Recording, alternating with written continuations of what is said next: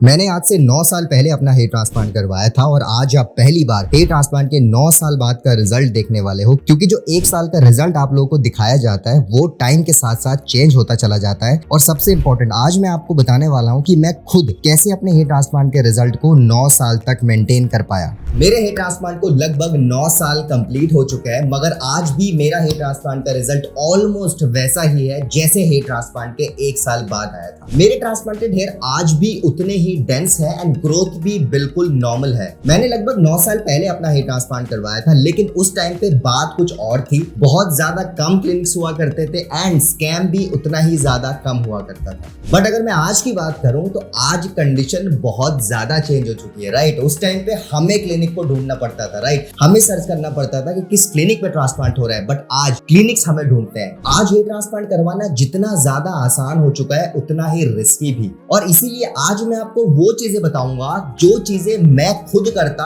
अगर मैं इस टाइम पे अपना हेयर ट्रांसप्लांट करवाने का प्लान करता। मेरा ये वीडियो बनाना इसलिए बहुत ज्यादा इंपॉर्टेंट है क्योंकि जो कमियां मेरे 9 साल पहले वाले हेयर ट्रांसप्लांट में हुई थी, मैं नहीं चाहता आप आज की डेट में अगर ट्रांसप्लांट करवाते हो तो वो गलतियां करो। इसीलिए आज की वीडियो को अगर आप पूरा देख लोगे स्टार्टिंग से लेकर एंड तक, तो कोई भी क्लिनिक आपके साथ स्कैम नहीं कर पाएगा और आप अपना पहला ही हेयर ट्रांसप्लांट एक अच्छे तरीके से करवा पाओगे और आपको दोबारा ट्रांसप्लांट करवाने की जरूरत नहीं पड़ेगी। इसीलिए वीडियो काफी ज्यादा इंपॉर्टेंट होने वाली है। आज की वीडियो को आप स्टार्टिंग से लेकर एंड तक जरूर देखिएगा। दोस्तों वीडियो की तरफ बढ़ते हैं, लेकिन सबसे पहले अगर आप अपना हेयर ट्रांसप्लांट करवाने का प्लान करो और आप कंफ्यूज हो आपको कितने ग्राफ लगेंगे, आपके ट्रांसप्लांट में खर्चा कितना आएगा, आपको ट्रांसप्लांट करवाना चाहिए भी कि नहीं, और आप भी हेयर ट्रांसप्लांट से रिलेटेड इन्फॉर्मेशन सर्च कर रहे हो, तो आप हमारी वेबसाइट besthairhelp.com पर विजिट कर सकते हो। वहां पे आपको ट्रांसप्लांट से रिलेटेड सारी की सारी इन्फॉर्मेशन मिल जाएगी और आप भी अपना ट्रांसप्लांट 100% सक्सेसफुल करवा पाओगे, जैसे कि लाखों लोग करवा चुके हैं। नीचे मैंने डिस्क्रिप्शन में लिंक दिया हुआ है वेबसाइट का, आप वहां पे जाके हमसे कांटेक्ट कर सकते हो। आज मैं पहले आपको वो चीजें बताऊंगा जो चीजें मैं ट्रांसप्लांट करवाने से पहले करता अगर आज की डेट में ट्रांसप्लांट करवाता, एंड उसके बाद वो चीजें बताऊंगा जो चीजें आपको ट्रांसप्लांट करवाने के बाद करनी है, राइट। यही 2 इंपॉर्टेंट चीजें मैं आपको बताने वाला हूं। अगर आपने ट्रांसप्लांट से पहले इन चीजों का ख्याल रख लिया तो आपका ट्रांसप्लांटेशन अच्छे से हो जाएगा, एंड ट्रांसप्लांट करवाने के बाद अगर उन चीजों का ख्याल रख लिया तो आपका ट्रांसप्लांट का रिजल्ट भी बहुत ज्यादा अच्छा आएगा। So number 1 point, stop using minoxidil at least 1 month before your hair transplant surgery, right. अगर आपने अपना हेयर ट्रांसप्लांट करने का प्लान कर लिया और आपका एक टेंटेटिव डेट भी डिसाइड हो गई है, तो कोशिश करो अगर आप मिनॉक्सिडिल यूज कर रहे हो तो कम से कम 25 से 30 दिन पहले आप मिनॉक्सिडिल लगाना छोड़ दो। अगर मैं इसके रीजन की बात करूं तो बहुत बेसिक सा रीजन है। जब भी आप अपना ट्रांसप्लांटेशन करवाने जाते हो, जिस भी दिन आपकी ट्रांसप्लांट सर्जरी होती है, उस दिन आपके स्कैल्प को अच्छे से देखा जाता है, राइट, कि कहां पे ग्राफ्ट्स लगाने हैं। अब मिनॉक्सिडिल क्या करता है, आपके फेक हेयर ग्रो कर देता है। फेक हेयर से मेरा क्या मतलब है, जब आप मिनॉक्सिडिल काफी टाइम तक लगाते हो ना, तो आप नोटिस करना मिनॉक्सिडिल से आपके बहुत पतले पतले छोटे छोटे बाल दिखने लगते हैं और आपको ये लगने लगता है कि भाई मेरे बाल ग्रो हो गए और कुछ टाइम बाद ये बाल मोटे हो जाएंगे और बहुत लंबे हो जाएंगे, जबकि ऐसा बिल्कुल नहीं होता। मिनॉक्सिडिल आपके फेक हेयर ग्रो कर देता है। फिर जब आप ट्रांसप्लांट करवाने उस दिन जाते हो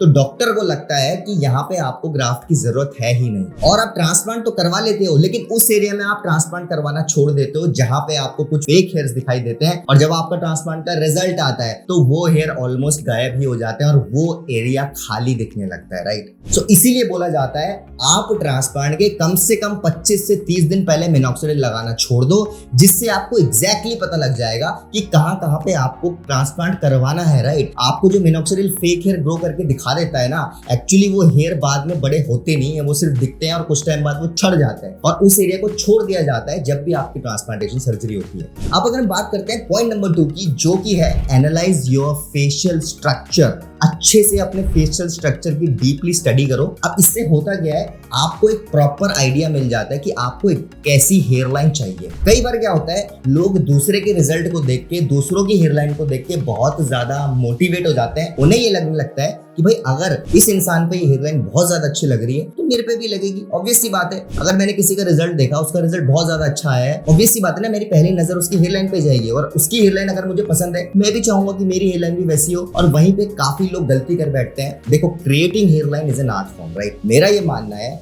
हर इंसान की हेयर लाइन अलग होती है। हाँ, कुछ पैटर्न्स होते हैं जो बहुत ज्यादा स्पेसिफाइड होते हैं, लेकिन अगर मैं इंडिविजुअल के हिसाब से बात करूं तो हर किसी को हेयर लाइन अपने फेशियल स्ट्रक्चर के हिसाब से बनानी चाहिए। मैं अगर अपनी बात करूं, जब मैंने ट्रांसप्लांटेशन करवाया था उस टाइम पे, तो मैं भी चाहता था कि मेरी हेयर लाइन और भी ज्यादा एग्रेसिव हो, राइट। मैं सिर्फ 20-21 साल का था, राइट। उस टाइम पे मैं चाहता था मेरी हेयर लाइन और एग्रेसिव हो और नीचे हो, बट डॉक्टर ने मुझे बोला कि अगर आपकी हेयर लाइन वैसी बना दी जाएगी तो हो सकता है आपका लुक नेचुरल आए और आपकी फेशियल फ्रेमिंग खराब हो जाए। इसीलिए मेरी हेयर लाइन को ज्यादा नीचे नहीं रखा गया था, और जब मेरा रिजल्ट आया था तो वो हेयर लाइन मेरे फेस पे काफी ज्यादा सूट कर रही थी। आज मुझे ऐसा लगता है कि मेरा वो डिसीजन सही था। मैंने हेयर लाइन ज्यादा नीचे नहीं बनवाई, क्योंकि मेरे पास दो एडवांटेजेस है। नंबर 1, मेरे पास डोनर एरिया अवेलेबल है। अगर फ्यूचर में मेरे को ट्रांसप्लांट की जरूरत पड़ती है तो मैं पीछे ग्राफ्ट्स निकाल के एटलीस्ट अपने क्राउन में लगा सकता हूँ। सेकंडली, ये हेयर लाइन मेरे फेशियल स्ट्रक्चर को बहुत सूट करती है। जनरली कोई देख के बता नहीं पाता है मैंने ट्रांसप्लांटेशन करवाई। मैं ट्रैवल कर रहा होता हूँ, मैं कहीं भी जा रहा होता हूँ, कोई देख के जज नहीं करता, राइट। बट अगर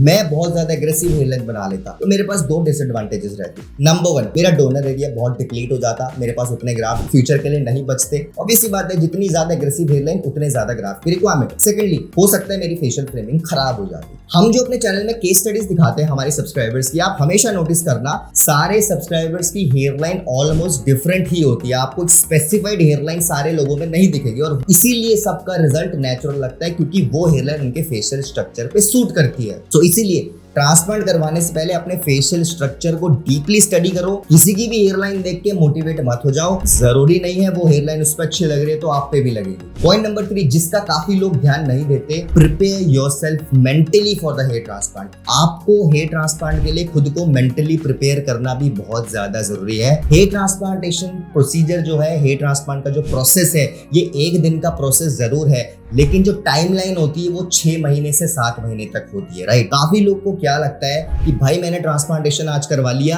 अब मेरे से वेट नहीं हो रहा है रिजल्ट का, राइट। अब देखो, ट्रांसप्लांटेशन का जो प्रोसेस है ना 6-7 महीने का, उसके बीच में बहुत सारे फेजेस हैं। ऐसा नहीं है कि आज आपकी सर्जरी होगी तो आपको बस रिजल्ट का वेट करना है, नहीं। बीच में बहुत सारे प्रोसेस से आपको गुजरना पड़ेगा, बहुत सारी चीजों का ख्याल रखना पड़ेगा। आपका शेडिंग फेज आएगा, आपके फेस में स्वेलिंग आ सकती है, आपको हेड वॉश बहुत अच्छे से करना है। हेड वॉश काफी लोग गलत कर बैठते हैं, जिस वजह से उनके ग्राफ डैमेज हो जाते हैं। तो बीच में बहुत सारे ऐसे प्रोसेसेस होते हैं जिसका आपको बहुत अच्छे से ख्याल रखना है। अगर डॉक्टर ने आपका ट्रांसप्लांटेशन अच्छे से कर लिया, इसका मतलब ये नहीं है कि आपकी गारंटीड रिजल्ट आएंगे। ट्रांसप्लांट के बाद आपको जो केयर करनी है 6 महीने तक, वो आपकी रिस्पॉन्सिबिलिटी है। अगर आप केयर नहीं करोगे ग्राफ्ट की, तो हो सकता है जो रिजल्ट आपका 100% आना था, वो रिजल्ट सिर्फ 70 to 80% ही आए। सो आपको ट्रांसप्लांट करवाने से पहले अपने आप को मेंटली भी प्रिपेयर करना है कि भाई मैं ट्रांसप्लांट तो करवा रहा हूँ, अब मुझको 6 महीना अपने आप को देना है। मैं ये नहीं कहता कि आपको बहुत ही ज्यादा केयर करनी पड़ेगी, राइट। देखो, हेयर ट्रांसप्लांट बहुत छोटी सी सर्जरी है, मतलब सेफेस्ट सर्जरी अवेलेबल, राइट। मैं ये बोलूंगा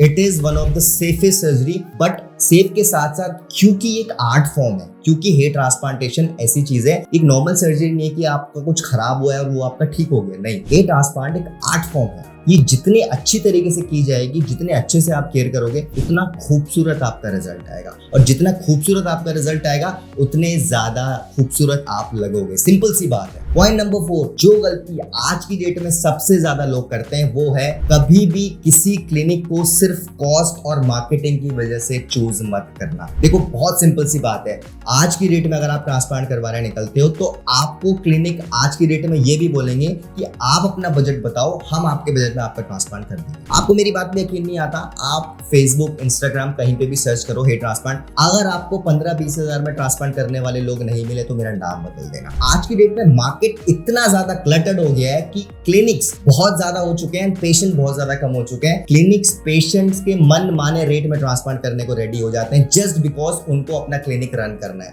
अब बहुत सिंपल सी बात है, इतना दिमाग सब में होता है। 15-20 हजार में अगर आप ट्रांसप्लांट करवा रहे हो तो आप एक डॉक्टर एक्सपेक्ट नहीं कर सकते, आप एक अच्छा रिजल्ट एक्सपेक्ट बिल्कुल भी नहीं कर सकते, राइट। लेकिन फिर भी इंडियन कंज्यूमर के इमोशंस के साथ अगर खेलना है, क्लिनिक वाले बहुत अच्छे से जानते हैं, कॉस्ट से खेलो। ऑब्वियस सी बात है, अगर किसी का एक्चुअल ट्रांसप्लांटेशन का खर्चा 70-80 हजार रुपए और वहीं उसको दूसरी तरफ कोई क्लिनिक बोले कि मैं आपका 25-30 हजार में कर दूंगा, उसका दिमाग तो बहकेगा ही, राइट। और वहीं काफी लोग लोग गलती कर बैठते हैं और अपना ट्रांसप्लांट ऐसे क्लिनिक में करवा लेते हैं जहां पे रिजल्ट नहीं आ पाता। मैं अपने आप को लकी फील करता हूं कि जब मैंने ट्रांसप्लांट करवाया था उस टाइम पे ऐसे ऑफर्स नहीं हुआ करते थे, उस टाइम पे क्लिनिक ही लिमिटेड थे, तो लोगों के मन में ज्यादा कंफ्यूजन नहीं होता था। बट आज मार्केट इतना ज्यादा क्लटर्ड हो गया है, बहुत ज्यादा लोग ये गलती कर बैठते हैं। सो ये बातें वो थी जिनका ख्याल आपको ट्रांसप्लांट से पहले रखना है। अगर मैं आज ट्रांसप्लांट करवाता तो मैं भी इसी हिसाब से चलता ट्रांसप्लांट से पहले। अब बात करते हैं कि अब अगर आपने ट्रांसप्लांटेशन करवा लिया, अच्छे क्लिनिक से ट्रांसप्लांटेशन करवा लिया, तो आपको किन बातों का ख्याल रखना है। Number 1, never use minoxidil on your existing hair. मेरे हेयर ट्रांसप्लांट को अगर आज 9 साल हो चुके हैं और मेरा रिजल्ट अभी वैसे ही मेंटेन है, तो सबसे बड़ा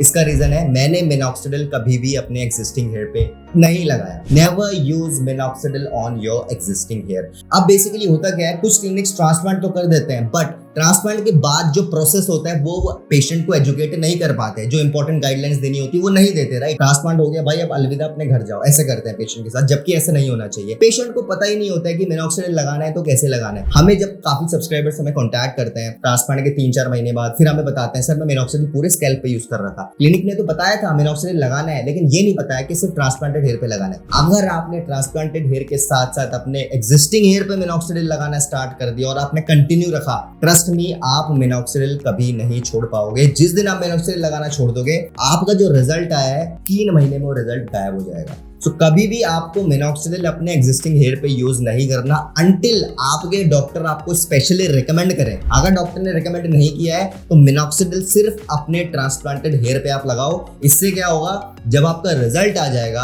6, 7, 8 महीने बाद, तो आप इजीली मिनॉक्सिडिल छोड़ पाओगे, आपके रिजल्ट को बिल्कुल भी फर्क नहीं पड़ेगा। पॉइंट नंबर 2, जैसे मिनॉक्सिडिल आपको सिर्फ अपने ट्रांसप्लांटेड हेयर पे लगाना है, एग्जैक्टली पीआरपी भी वैसे ही करना है। आप जब पीआरपी लेने किसी भी क्लिनिक में जाते हो, अगर आपने उस क्लिनिक में जा रहे हो जहां पे आपका ट्रांसप्लांट हुआ है, तो ऑब्वियस सी बात है वो आपके ट्रांसप्लांटेड हेयर पे ही करेंगे। लेकिन अगर आप किसी दूसरे क्लिनिक में पीआरपी करवाने जाते हो तो हमेशा कोशिश करो पीआरपी भी अपने ट्रांसप्लांटेड हेयर पे ही लो। एग्जिस्टिंग हेयर पे तब तक पीआरपी मत लेना जब तक आपके एग्जिस्टिंग हेयर खराब ना हो रहे हो। अगर आपके एग्जिस्टिंग हेयर बहुत अच्छे से मेंटेन्ड है, फिर भी आप जबरदस्ती की पीआरपी लेते हो एग्जिस्टिंग हेयर पे, तो पीआरपी का भी एक लूप स्टार्ट हो जाएगा। आपको हर साल 3-4 सेशन लेने पड़ेंगे, और अगर आप कभी पीआरपी लेना छोड़ दोगे तो आपका रिजल्ट ऑलरेडी खराब होना स्टार्ट हो जाएगा। Point number 3, don't check your progress daily. अब हेयर ट्रांसप्लांट के बाद होता क्या है, पेशेंट बहुत ज्यादा इमोशनल हो जाता है। जब मैंने ट्रांसप्लांटेशन करवाया था, शुरुआत के 5-10 दिन मैं भी ऐसी था। लोग क्या करते हैं, जब ट्रांसप्लांटेशन करवाते हैं 10-12 दिन बाद जब हेड वॉश होता है, हेड वॉश के बाद जब डेंसिटी दिखती है, तो लोग हर दिन अपनी प्रोग्रेस को देखना स्टार्ट कर देते हैं, वो कैलकुलेट करना स्टार्ट कर देते हैं। तो ऑब्वियस सी बात है, आपका हेड वॉश हो गया, आपका डेंसिटी अच्छी लग रही है, आप कुछ टाइम में आपका शेडिंग फेज आएगा, आपके बाल झड़ने लगेंगे, राइट, और वो कुछ टाइम बाद उगने लगते हैं। अब जब शेडिंग फेज आता है तो लोग जब डेली अपने आप को शीशे में देख रहे हैं, दिन में 10 बार 20 बार पास से देख रहे हैं, तो लोगों को लगता है कि भाई अभी तो मेरा हेड वॉश हुआ था, मेरी तो बहुत अच्छी डेंसिटी आई थी, बट ये बाल झड़ क्यों रहे हैं। अब लोगों को पता लग जाता है कि भाई शेडिंग फेज चल रहा है, ये बाल झड़ेंगे और फिर दोबारा से ग्रो होने लगेंगे। ठीक है, वहां तक भी बात ठीक है, बट जब शेडिंग फेज कंप्लीट होता है उसके बाद लोग डेली अपने बालों को देखना स्टार्ट कर देते हैं। और ऑब्वियस सी बात है यार, जब आपका शेडिंग फेज कंप्लीट होगा तो कम से कम 2-3 महीने तो आपको लगेंगे ना नए बाल उगने में, क्योंकि वो बाल जो है वो डायरेक्टली मोटे नहीं उगते। शुरुआत में वो बाल बहुत ज्यादा पतले होते हैं, जैसे आपके हाथों के बाल है ना, इससे भी ज्यादा पतले होते हैं। बट लोगों को लगता है कि भाई यही जो पतले बाल हैं यही मेरे लंबे होंगे, और डेली वो देखना स्टार्ट कर देते हैं अपने स्कैल्प को, और बहुत ज्यादा पैनिक हो जाते हैं। काफी लोग तो इतने नर्वस हो जाते हैं कि दिन में 100 कॉल करना स्टार्ट कर देते हैं क्लिनिक को, और क्लिनिक वाले भी ऑब्वियसली इरिटेट हो जाते हैं। देखो, आपको एक बार आपने ट्रांसप्लांट करवा लिया एक अच्छे क्लिनिक से, आपने अपने ट्रांसप्लांट के बाद मेडिकेशन प्रॉपर आप ले रहे हो, आपने हेड वॉश बहुत अच्छे से कर लिया, उसके बाद आपको डेली शीशा नहीं देखना। नॉर्मली अगर आपको देखना पड़े, ऑब्वियसली बात है, आप जब नहाते हो शावर लेते हो तो देखना पड़ेगा, लेकिन ऐसे नहीं कि आप दिन में 10 बार अपने बालों को अपने स्कैल्प को देख रहे हो। आपको डेली अपने स्कैल्प को नहीं देखना, आप बस मिनॉक्सिडिल टाइम पे लगाओ, पीआरपी टाइम पे लो, आपका रिजल्ट 100% आएगा। अगर आप बार बार देखोगे ना तो आप बहुत ज्यादा पैनिक होने लगोगे, आप नर्वस होने लगोगे, और अननेसेसरली आप फालतू क्लिनिक्स को कॉन्टैक्ट करोगे, और फिर क्लिनिक वाले आपको बताएंगे आपके साथ स्कैम हो गया, जबकि स्कैम नहीं हुआ होता। काफी क्लिनिक्स तो क्या करते हैं कि जब 3-4 महीना हुआ होता है, आपका शेडिंग फेज चल रहा होता है, तो बोलते हैं कि भाई तुम्हारा ट्रांसप्लांट फेल हो गया, अब तुम हमारे पास आ जाओ, ट्रांसप्लांट करवा लो। और ट्रांसप्लांट कर भी देते हैं। इससे क्या होता है, पुराने बाल तो गए, जो नए बाल भी लगाए होते हैं वो भी खराब हो जाते हैं। तो इसीलिए ट्रांसप्लांट के बाद डेली आपको अपनी प्रोग्रेस को मॉनिटर नहीं करना। आप बिंदास रहो, आपने ट्रांसप्लांट करवा लिया, हेड वॉश अच्छे से हो गया, मिनॉक्सिल लगा रहे हो, अब बस आप रिजल्ट का वेट करो, आपका 100% रिजल्ट आएगा।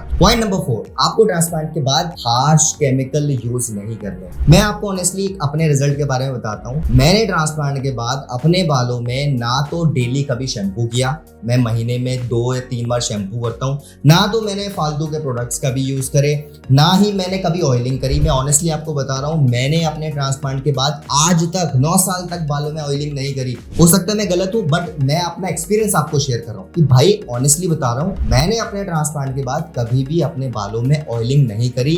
मैं दावा करता हूँ इस चीज को लेके, और आज मेरे बाल अगर बचे हुए हैं तो ये एक साइंटिफिक प्रूफ है कि अगर आप ऑयलिंग नहीं भी करते हो फिर भी आपके ट्रांसप्लांटेड हेयर मेंटेन रहते हैं। काफी लोगों को लगता है ना कि ऑयलिंग करने से भाई आपका रिजल्ट मेंटेन रहेगा, ऐसा नहीं है। अगर आपका ट्रांसप्लांट अच्छे से हुआ हो, सेफ जोन से बाल निकाले गए हो, तो उन बालों में अगर आप ऑयलिंग नहीं भी करते हो फिर भी आपके बाल मेंटेन रहेंगे। सबसे बड़ी गलती लोग क्या करते हैं, ट्रांसप्लांट के बाद जब रिजल्ट आता है रोज शैम्पू करना स्टार्ट कर देते हैं। उन्हें लगता है कि अगर मैं शैम्पू नहीं करूंगा तो भाई मेरा डैंड्रफ जम जाएगा और बाल झड़ जाएंगे। डैंड्रफ के लिए आपका स्कैल्प हमेशा प्रिपेयर्ड रहता है। नॉर्मल डैंड्रफ से आपको नहीं घबराना। जब आप बालों को डेली शैम्पू करते हो ना तो आपके स्कैल्प में इरिटेशन होने लगती है और धीरे धीरे जो आपके ट्रांसप्लांटेड हेयर है वो पतले होने लगते हैं और इवेंचुअली वो झड़ जाते हैं। तो आपको ट्रांसप्लांट के बाद बालों को डेली शैम्पू नहीं करना। आपको थोड़ा बहुत डैंड्रफ दिख रहा है, इट्स टोटली फाइन। वीक में 2 से 3 बार आप शैम्पू करो। मैं तो महीने में 2 बार शैम्पू करता हूँ। एंड प्लीज बालों में हार्श केमिकल मत लगाओ। बड़ी मुश्किल से आपके सर पे बाल आए हैं, अब आप एटलीस्ट रिस्क मत लो। सो गाइस, आज की वीडियो में मैंने आपको वो बातें बताई जो कि अगर आज मैं अपना ट्रांसप्लांट करवाता, आज 2026 में ट्रांसप्लांट करवाता,